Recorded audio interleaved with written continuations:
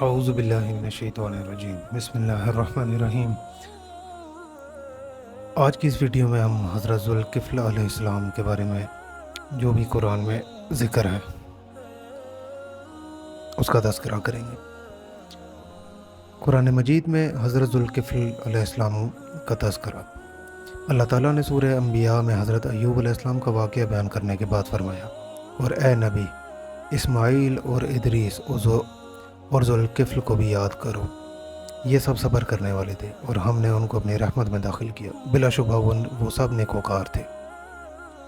سورہ سعد میں بھی حضرت ایوب علیہ السلام کے واقعے کے بعد ارشاد ہے، اور ہمارے بندوں ابراہیم اور اسحاق اور یعقوب کو یاد کرو جو قوت اور بصیرت والے تھے، ہم نے ان کو ایک صفت خاص آخرت کی گھر کی یاد سے ممتاز کیا تھا، اور وہ ہمارے نزدیک منتخب اور نیک لوگوں میں سے تھے۔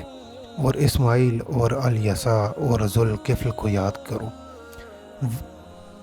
وہ سب نیک لوگوں میں سے تھے۔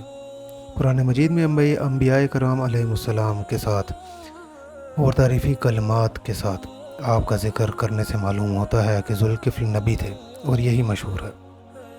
بعض علماء کا کہنا ہے کہ آپ نبی نہیں تھے بلکہ ایک نیک آدمی اور انصاف پسند حاکم تھے۔ علامہ ابن جریر رحمۃ اللہ علیہ نے اس مسئلے میں توقف فرمایا ہے اور کسی پہلو کو ترجیح نہیں دی۔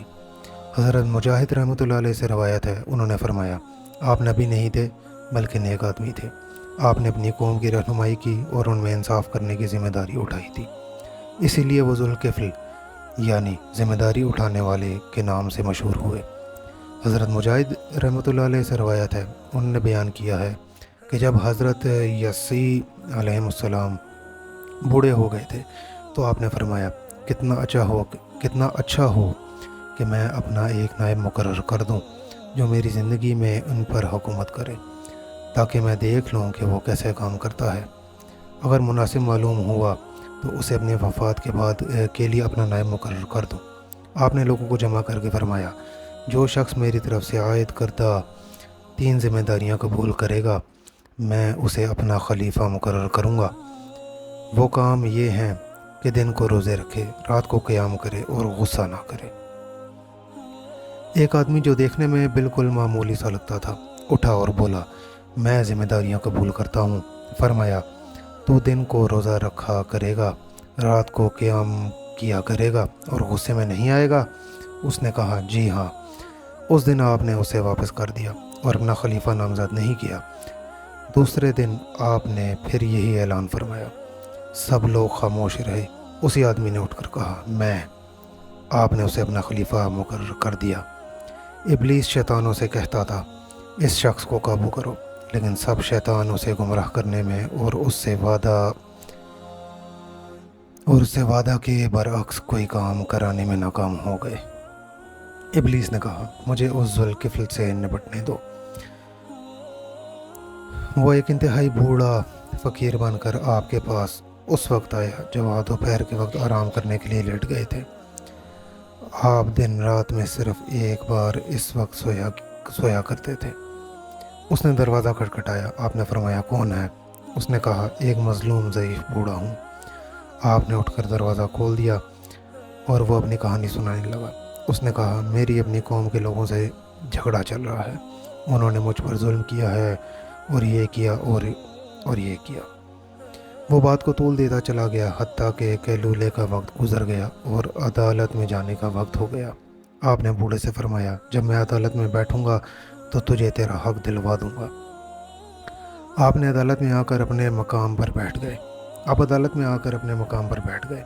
آپ نے ادھر ادھر دیکھا مگر بوڑھا کہیں نظر نہ آیا۔ اگلے دن بھی آپ لوگوں کے مقدمات سنتے اور فیصلے کرتے رہے اور اس بوڑھے کا انتظار کرتے رہے، لیکن وہ نظر نہ آیا۔ جب آپ واپس آ کر بستر پر قیلولے کے لیے لیٹے تو وہ آ کر دروازہ کھٹکھٹانے لگا۔ آپ نے فرمایا، کون ہے؟ اس نے کہا، وہی مظلوم ضعیف بوڑھا ہوں۔ آپ نے دروازہ کھولا اور کہا، میں نے تجھے کہا نہیں تھا کہ جب میں عدالت میں بیٹھوں گا تو میرے پاس آنا؟ اس نے کہا، وہ بڑے خبیث لوگ ہیں، انہیں جب پتہ چلا کہ آپ عدالت میں تشریف لے گئے ہیں تو مجھے کہنے لگے ہم تجھے تیرا حق دے دیں گے۔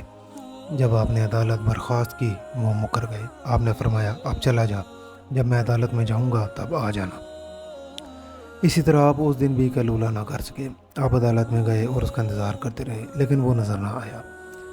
آپ کے لیے نیند پر قابو پانا مشکل ہو گیا تو آپ نے گھر والوں سے کہا مجھے سخت نیند آ رہی ہے، تم کسی کو دروازے کے قریب نہ آنے دینا، میں ذرا سو لوں۔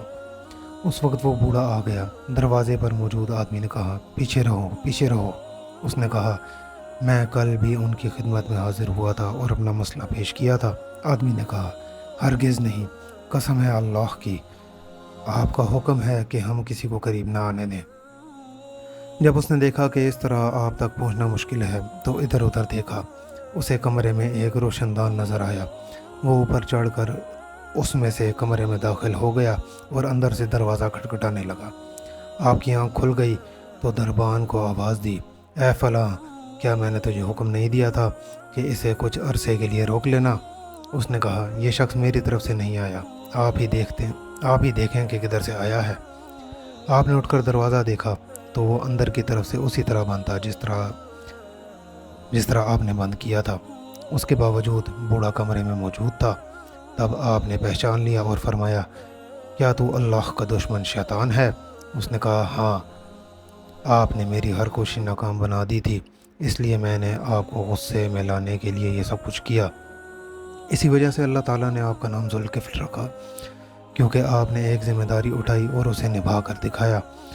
حضرت ابو موسیٰ اشعری رضی اللہ عنہ نے ممبر پر کھڑے ہو کر یہ ارشاد فرمایا ذوالکفل نبی نہیں تھے لیکن ایک نیک آدمی تھے جو روزانہ 100 نمازیں پڑھا کرتے تھے۔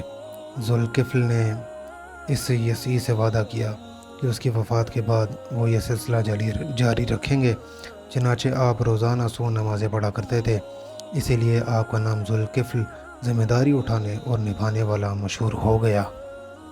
آج کے لیے اتنا ہی، ملتے ہیں اگلی ویڈیو میں۔